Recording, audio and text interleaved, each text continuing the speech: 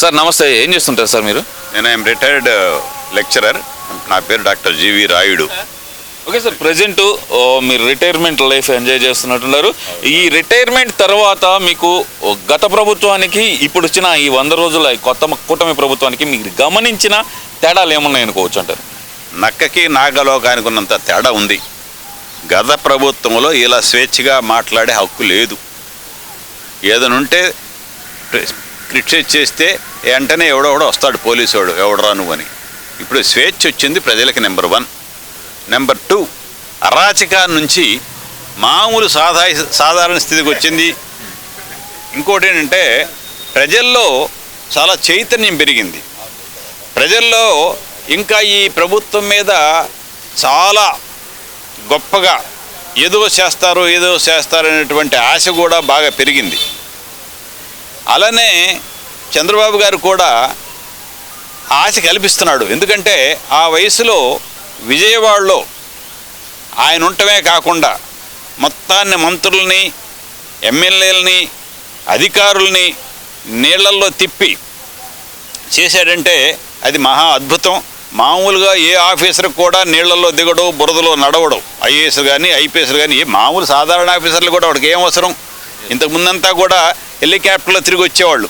ఈ ప్రధానమంత్రులు కానీ ముఖ్యమంత్రి కూడా అట్లా హెలికాప్టర్ చూసి ఏదో ఇట్లనే ప్రెస్ కాన్ఫరెన్స్ పెట్టి మామూలుగా వదిలేసేవాళ్ళు. అట్లా కాకుండా ఈ మహానుభావుడు ఈ చేసిన అందరికీ ఆదర్శం, ప్రపంచానికే ఆదర్శం. ఇట్లా ఒక ముఖ్యమంత్రి అనేవాడు నీళ్ళల్లో నిండి ప్రజలు అక్కడే పరిపాలన పెట్టేసి, అక్కడే అడ్మినిస్ట్రేషన్ పెట్టేసేసి, అక్కడే నిద్రపోయి రోజుకి 2 గంటలు 3 గంటలు నిద్రపోయి సేవ చేశాడంటే అది పెద్ద ఆదర్శం, గొప్ప విషయం. అంటే అక్కడ మునిగిపోయిన దాని గురించి ఆయన వెళ్ళలేదు. ఆయన ఇల్లు మునిగిపోయింది కాబట్టి అక్కడికి వెళ్ళాడు.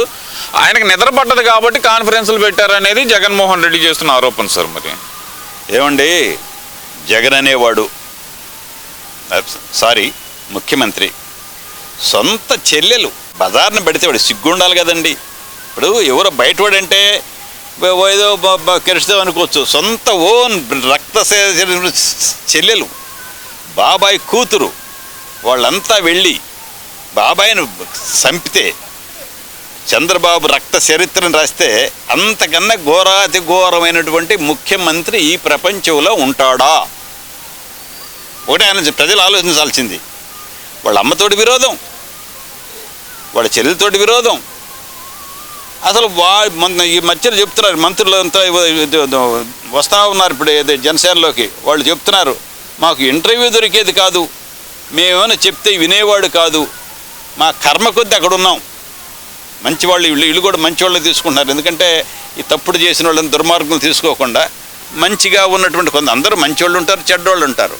అట్లానే ఈ వైకాపాలో ఉన్నటువంటి మంచివాళ్ళు ఇప్పుడు దూకుతున్నారు. ఎందుకు దూకుతున్నారు? చెప్పిన ఏదో ఒకటి రాజకీయ నాయకుడు అనేవాడు ఇటో అటో ఉండాలి. దేంట్లోనో ఒక దాంట్లో ఉంటారు, తప్పేం లేదు. మంచివాళ్ళు ఉంటారు, చెడ్డోళ్ళు ఉంటారు. అందరూ తెలుగుదేశంలో అందరూ మంచివాళ్ళని కాదు, అందరూ చెడ్డోళ్ళని మనం చెప్పలేం. రాజకీయ నాయకులు అనేవాడు అన్ని రకాలుగా అన్ని విధాలుగా డబ్బు సంపాదించుకుంటేనే రాజకీయ నాయకుడు. లేకపోతే 170 కోట్లు పెట్టి ఎమ్మెల్యే చేసుకోవాలంటే సాధ్యమా? నిజాయితీగా సంపాదించగలరా? మళ్ళీ ఎలక్షన్స్కి వచ్చేప్పుడు అంత డబ్బు కావాలి కదా, అంత డబ్బు కావాలి కదా. ఏ రకంగా మరి ఆ డబ్బు సొంత డబ్బులు ఎక్కడ తీసుకొచ్చి పెడతారు? ఏదో ఒకటి తప్పు చేయాలి కదా. అందుకని ఈ వ్యవస్థలో మనం కంబళ్ళలో కూర్చొని వెంట్రుకలు ఎదుర్కొన్నటువంటి వ్యవస్థ ఇది. ఇక్కడ ఇంకోటి చూసుకున్నా కనుక చంద్రబాబు నాయుడు గారు గెలవడానికి సూపర్ 6 అంటూ హామీలు ఇచ్చారు. ఆ హామీలు అమలు చేయలేక చంద్రబాబు నాయుడు గారు మడాన్ని తిప్పేశారు అనేది ప్రధానంగా వస్తున్న ఆరోపణ. మరి దానికి ఎలా చూడొచ్చు అంటారు? ఇప్పుడు చంద్రబాబు అనేటువంటి వాడు ఒక పెద్ద మాంత్రికుడు. ఆ వీరుడు శాలరీస్ ఇవ్వాల, పెన్షన్స్ ఇవ్వాల. 1వ తారీఖు శాలరీస్ పడుతున్నాయి, పెన్షన్స్ పడుతున్నాయి. చంద్రబాబు ఏం సృష్టి చేయలేడు, సాయిబాబా గారి మాదిరిగా డబ్బులు సృష్టించలేడుగా. ఎట్లా తీసుకొస్తున్నాడు, ఎట్లా చేస్తున్నాడు? అంతనే మొన్న ఈ వరద బాధితులకి విపరీతంగా వాళ్ళ కోరికలకి అనూహ్యంగా డబ్బులు ఇస్తానని ప్రామిస్ చేశాడు. ఇస్తాడు. చంద్రబాబు అనేవాడికి ఎట్లా తెలుసు, ప్లానింగు అన్నీ ఎవ్రీథింగ్. అతను బ్రెయిన్ ఈజ్ ఏ కంప్యూటర్. ఒక మాట చెప్పాలంటే ప్రపంచవ్యాప్తమే కాకుండా భారతదేశంలో అందరూ రాజకీయ నాయకులు ఆయన అభిమానిస్తారు. ఎందుకు అభిమానిస్తున్నారు? మంచి మేధావి, తప్పు చెయ్యడు, ప్రజలకు సేవ చేయాలని ఉన్నాడు. భార్యా పిల్లల్ని కూడా వదిలేసేసి ఇక్కడే ఉండి ఇక్కడే చేస్తున్నాడు. తన ఇల్లు కాదుగా, అతనిది అద్దెకి ఉన్నాడు ఇల్లు, పోతే అతనిది కాదుగా ఇల్లు, ఏదో అద్దెకి ఉన్నాడు, పోతే మునుగుద్ది, తనకు నష్టం ఏంటి?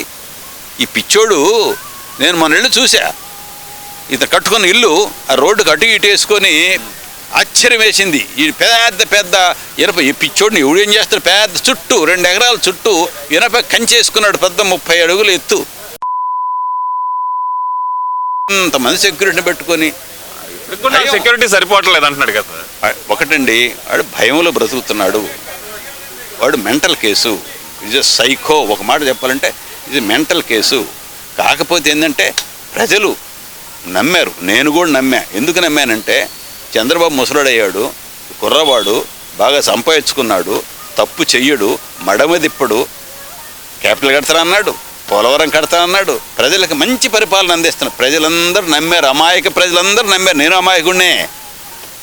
చంద్రబాబు కూడా ఎంత భయపడ్డాడంటే మళ్ళీ వాడు వస్తే ఏమైద్దో, ఈ ప్రజలు ఏమవుతారని అన్ని హామీలు ఇచ్చాడు పాపం.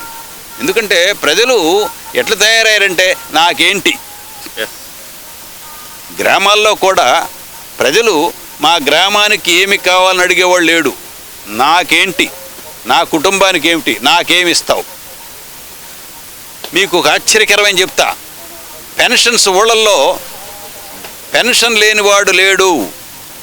అదేంటి సార్? ప్లీజ్ హియర్ మీ. 90% పీపుల్కి పెన్షన్స్ ఉన్నాయి పల్లెల్లో.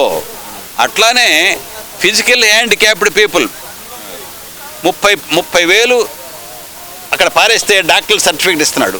6,000 నెలకి వాళ్ళు తీసుకుంటారు. ఏమీ ఏం లేకుండా ఒక ఏలు వంగాడు అనుకోండి, వాడికి 6,000 పెన్షన్. సర్వే చేయించమనంటే ఎంతమంది బయటపడతారు? ఇప్పుడు అది జరుగుతుంటేనే పెన్షన్ల ఏరివేత కార్యక్రమం జరుగుతుందంటూ మరి ఇంకో పక్కన మరి జగన్మోహన్ రెడ్డి చెప్తున్నారు కదా సార్, పథకాలు ఇవ్వలేక తగ్గించేస్తున్నారు లబ్ధిదారులు అంటున్నారు కదా.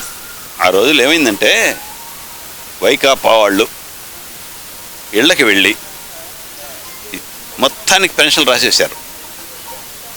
అంతకుముందు తెలుగుదేశం ప్రభుత్వంలో ఒక గ్రామ కమిటీలు వేసేవాళ్ళు.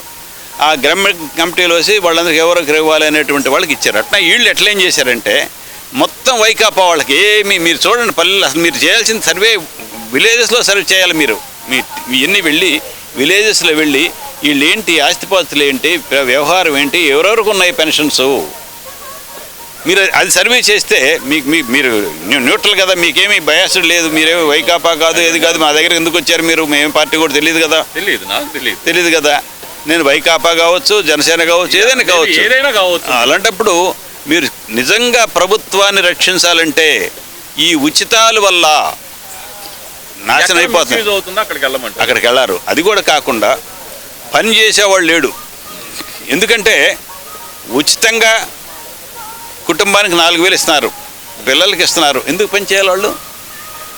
అసలు లేబర్ చూడండి, మీరు పల్లెల్లో లేబర్ దొరకడం చాలా కష్టంగా ఉంది. రైతులు అసలు పొలాలు చాలామంది నాగార్జున సాగర్ ప్రాజెక్టు కింద పొలాలన్నీ కూడా బీళ్లు పట్టి వేస్తే సువాబులు వేసుకుంటున్నారు, లేకపోతే మెదలకుండా కూర్చుంటున్నారు. సరే, ఓకే సార్, ఇవన్నీ ఒక ఎత్తు అయితే కనుక ఈ 5 సంవత్సరాల్లో చంద్రబాబు నాయుడు గారు ఇచ్చిన హామీలు అన్నీ అమలు చేయగలడని మీరు భావిస్తున్నారా? తప్పకుండా చేయగలడు. ఎందుకంటే ది గ్రేట్ మోడీ, చంద్రబాబు ఏమి చెబితే అది చేయాల్సిందే. ఇప్పుడు ఆ పరిస్థితి వచ్చింది. ఇంకొందుకంటే చంద్రబాబుకి రాజకీయ నాయకులతో, అందరితో, అన్ని రాష్ట్రాల రాజకీయ నాయకులతో కూడా మంచి సంబంధ బాంధవ్యాలు ఉన్నాయి. ఈయనంటే గుడ్ విల్ ఉంది. ఒక స్థితిలో ఈయన ప్రధానమంత్రిగా ప్రపోజ్ చేశారు. నాకు అక్కర్లేదు, నాకు ఈ రాష్ట్రం చాలు అనేటువంటి గొప్ప వ్యక్తి. మామూలుగా అప్పుడే మన కర్ణాటకలో దేవగౌడని ఈయన సజెస్ట్ చేసింది ఆయన్ని. అందుకని ఈయన నాది, నా రాష్ట్రము, నా రాష్ట్ర ప్రజలు, తెలుగు ప్రజలు, తెలంగాణలో కూడా చెప్తున్నాను, నా తెలుగు ప్రజలు, నేను ఉన్నంత వరకు ఏంటంటే అతని యొక్క అభిప్రాయం ఏంటంటే నాకు ఈ చిన్న వయసులో ప్రజలు మంచి పదవులు కట్టబెట్టారు. ఆ చిన్న వయసులో అన్ని సంవత్సరాలు ముఖ్యమంత్రిగా ఇచ్చారంటే ఏ రకంగా రుణం తీర్చుకోగలడు?